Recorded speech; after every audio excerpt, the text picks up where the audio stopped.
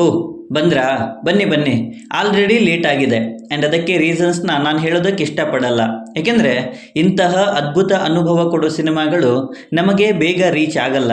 But ಅವು reach ಆದರೆ ಅವುಗಳು ನಮ್ಮ ಮೇಲೆ ಬೀರೋ ಎಫೆಕ್ಟಿಂದ ನಾವು ರೂಪಾಂತರಗೊಳ್ಳೋ ಹಾಗೆ ಮಾಡ್ತವೆ ಆ್ಯಂಡ್ ಅಷ್ಟೇ ಸಾಕು. ಸೊ ಜಾಸ್ತಿ ಕೊರಿಯಲ್ಲ. ಸಿನಿಮಾ ಹೇಗಿದೆ, ನನಗೆ ಹೇಗೆ ಅನ್ನಿಸ್ತು ಎಲ್ಲವನ್ನೂ ಡೀಟೇಲ್ ಆಗಿ ಮಾತಾಡುವ. ಅದಕ್ಕೂ ಮುಂಚೆ ಚಾನಲ್ಗೆ ಹೊಸಬರಾಗಿದ್ದರೆ ಚಾನಲನ್ನು ಸಬ್ಸ್ಕ್ರೈಬ್ ಮಾಡಿಕೊಂಡು ಪಕ್ಕದಲ್ಲಿರೋ ಗಂಟೆಯನ್ನು ಕೂಡ ಬಾರಿಸ್ಬಿಡಿ.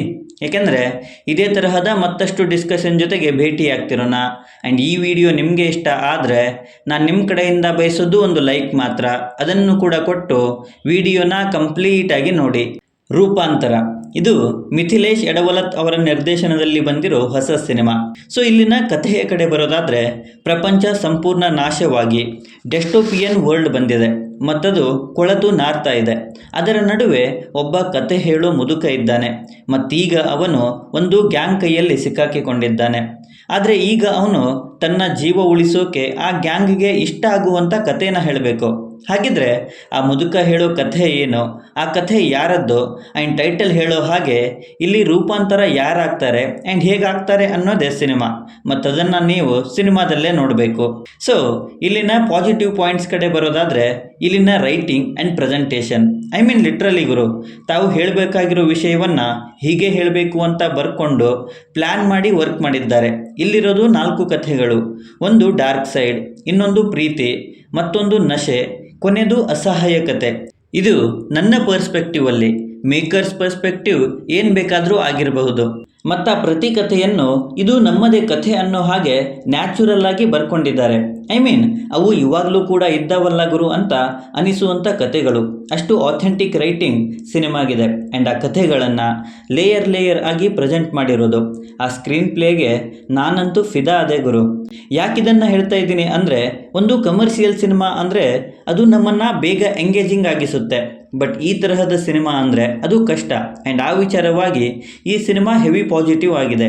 ಇಲ್ಲಿನ ಕಥೆಗಳು ಮುಂಚೆನೇ ಹೇಳಿದ ಹಾಗೆ ಇಲ್ಲಿ 4 ಕಥೆಗಳಿವೆ. ಅವುಗಳ ಬಗ್ಗೆ ಡೀಟೇಲ್ ಆಗಿ ಹೇಳಲ್ಲ, ಅದು ಸ್ಪಾಯ್ಲರ್ ಆಗ್ಬೋದು. ಬಟ್ ಮೊದಲನೇದಾಗಿ ರೌಡಿ ಕಥೆಗಳು. ಮೂಕಿ ಚಿತ್ರದ ಹಾಗೆ ಅನಿಸುತ್ತೆ, ಬಟ್ ಅದು ನಮ್ಮನ್ನೇ ಮೂಕರನ್ನಾಗಿಸುತ್ತೆ. ಅದರಲ್ಲಿ ಒಂದು ಫೈಟ್ ಸೀಕ್ವೆನ್ಸ್ ಬರುತ್ತೆ. ಅದನ್ನು ಫೈಟ್ ಅನ್ಬೇಕು ಅಥವಾ ಹೊಡೆದಾಟ ಅನ್ಬೇಕು, ನಾನೇ ಕನ್ಫ್ಯೂಷನ್ ಆದೆ. ಆ್ಯಂಡ್ ಅದರ ಪ್ರೆಸೆಂಟೇಷನ್ ಅಂತೂ ನೆಕ್ಸ್ಟ್ ಲೆವೆಲಲ್ಲಿ ಇತ್ತು ಗುರು. ಇನ್ನು ಈ ದಂಪತಿ ಕಥೆ, ಇದು ಕಥೆ ಅನ್ನೋದಕ್ಕಿಂತ ಜೀವನ ಅನ್ನಿಸ್ತು ನನಗೆ.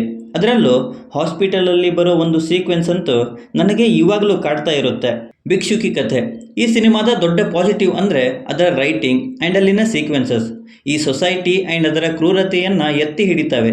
ಮತ್ತು ಅದರ ನಡುವೆ ನಾವು ಅಂದ್ಕೊಂಡಿರೋದಕ್ಕಿಂತ ಬೇರೆ ಪಾತ್ರಗಳು ನಮ್ಮಿಂದ ಅಟೆನ್ಷನನ್ನು ಪಡ್ಕೊಳ್ತವೆ. ಮತ್ತದು ಓಕೆ, ಕೇವಲ ಇಲ್ಲಿರೋ ಪಾತ್ರಗಳು ರೂಪಾಂತರ ಆಗೋದಲ್ಲ, ಇನ್ನೊಬ್ಬರ ಪರಿಸ್ಥಿತಿಯಿಂದ ಮತ್ತೊಬ್ಬರು ಹೇಗೆ ರೂಪಾಂತರ ಆಗ್ತಾರೆ ಅನ್ನೋದನ್ನು ಕೂಡ ತೋರಿಸಿದ್ದಾರೆ. ಆ್ಯಂಡ್ ಅದು ನನಗೆ ತುಂಬಾ ಇಷ್ಟ ಆಯಿತು. ಈ ಹುಡುಗನ ಕತೆ ಇಂಟರ್ನಲ್ ಚೇಂಜಸ್ ಹೇಗಾಗ್ತವೆ ಅನ್ನೋದನ್ನು ಶೋ ಮಾಡುತ್ತೆ ಇದು.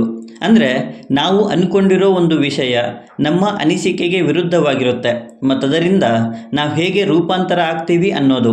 ಸೊ ಇಲ್ಲಿನ ಪ್ರತಿ ಕಥೆ ಕೂಡ ಹುಳು ಹೇಗೆ ಚಿಟ್ಟೆಯಾಗಿ ರೂಪಾಂತರ ಆಗುತ್ತೆ ಅನ್ನೋದಕ್ಕೆ ಕನ್ನಡಿ ಹಿಡಿಯೋ ಕೆಲಸ ಮಾಡ್ತವೆ.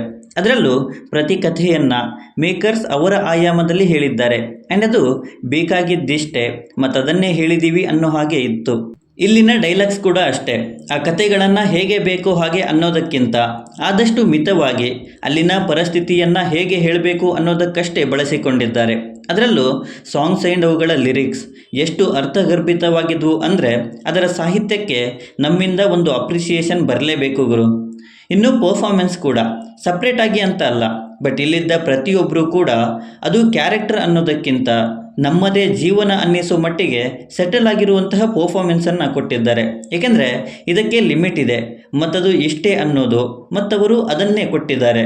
ಆ್ಯಂಡ್ ಅಷ್ಟೇ ಸಾಕು ಕೂಡ ಅನಿಸುತ್ತೆ. ಪ್ರತಿ ಕಥೆಗಳಿಗೂ ಕೊನೆಯಲ್ಲಿ ಕೊಟ್ಟಿರುವಂತಹ ಕ್ಲೋಜರ್, ಐ ಮೀನ್ ಈ ಪ್ರತಿ ಕಥೆಗಳು ಕೂಡ ಒಂದೇ ಪ್ರಪಂಚದ 4 ಮುಖಗಳು. ಆ್ಯಂಡ್ ಅದರ ಕೊನೆ ಏನು ಅನ್ನೋದನ್ನು ಪ್ರಶ್ನೆಯಾಗಿ ಇಟ್ಟಿದ್ದಾರೆ. ಅಂದರೆ ಅದನ್ನು ಆ್ಯಸ್ ಅ ಆಡಿಯನ್ಸ್ ಆಗಿ ನೀವೇ ಥಿಂಕ್ ಮಾಡ್ಕೊಳ್ಳಿ. ಅಂದರೆ ಅವರು ರೂಪಾಂತರ ಆದರು ಆ್ಯಂಡ್ ಈಗ ನಿಮ್ಮ ಸರದಿ ಅನ್ನೋ ಹಾಗೆ. ಮತ್ತದು ನನಗೆ ತುಂಬಾ ಇಂಟ್ರೆಸ್ಟಿಂಗ್ ಅನ್ನಿಸ್ತು. ಇನ್ನು ನೆಗೆಟಿವ್ಸ್ ಅನ್ನೋದಕ್ಕೆ ಏನೂ ಇರಲಿಲ್ಲ. ಕೆಲವು ಕಡೆ ಆ 4 ಕಥೆಗಳನ್ನು ಇನ್ನಷ್ಟು ಎಕ್ಸ್ಪ್ಲೋರ್ ಮಾಡಬೇಕಿತ್ತು, ಅದನ್ಯಾಕೆ ಹಾಗೆ ಬಿಟ್ಟರು ಅನಿಸುತ್ತೆ. ಆ್ಯಂಡ್ ಕೊನೆಯಲ್ಲಿ ಈ ಪ್ರತಿ ಕಥೆನಲ್ಲಿರುವವರು ಏನಾದರೂ ಅನ್ನೋ ಕ್ವೆಶ್ಚನ್ಸ್ ನಮ್ಮನ್ನು ಡಿಸ್ಟರ್ಬ್ ಮಾಡ್ತವೆ. ಇದು ಕೆಲವರಿಗೆ ನೆಗೆಟಿವ್ ಅನ್ನಿಸಬಹುದು ಅಷ್ಟೇ, ಬಟ್ ಆಬ್ವಿಯಸ್ಲಿ ಅದೇ ನಮ್ಮನ್ನು ಜಾಸ್ತಿ ಕಾಡುತ್ತೆ ಅಂತೀನಿ. ಸೊ ಓವರಾಲ್ ಆಗಿ ಇದೊಂದು ಅದ್ಭುತ ಅನುಭವ ಕೊಡೋ cinema. Writing, screen play strong ಆಗಿದೆ ಆ್ಯಂಡ್ ವಿಷಯ ಮತ್ತು ಪರ್ಫಾರ್ಮೆನ್ಸ್ ಕೂಡ ಅಷ್ಟೇ ಅಥೆಂಟಿಕ್ ಆಗಿವೆ. ಸೊ ಪೇಷನ್ಸಿಂದ ಸಿನಿಮಾ ನೋಡೋರು ನೀವಾಗಿದ್ದರೆ ಫ್ಯಾಮಿಲಿ ಸಮೇತ ಹೋಗಿ ಈ ಸಿನಿಮಾನ ನೋಡಿ. ಇನ್ನು ಆಲ್ರೆಡಿ ನೋಡಿರೋರಾಗಿದ್ದರೆ ನಿಮ್ಮ ಒಪಿನಿಯನ್ ಏನೇ ಇದ್ದರೂ ಕೆಳಗಡೆ ಬರೆದು ತಿಳಿಸಿ. ಮತ್ತು ಈ ವಿಡಿಯೋ ನಿಮಗೆ ಇಷ್ಟ ಆಗಿದ್ದರೆ ದಯವಿಟ್ಟು ನನ್ನ ಚಾನಲನ್ನು ಸಬ್ಸ್ಕ್ರೈಬ್ ಮಾಡಿಕೊಂಡು ಸಪೋರ್ಟ್ ಮಾಡಿ. ಕೊನೆಯಲ್ಲಿ ಸಿಗ್ತಾ ಇರೋಣ.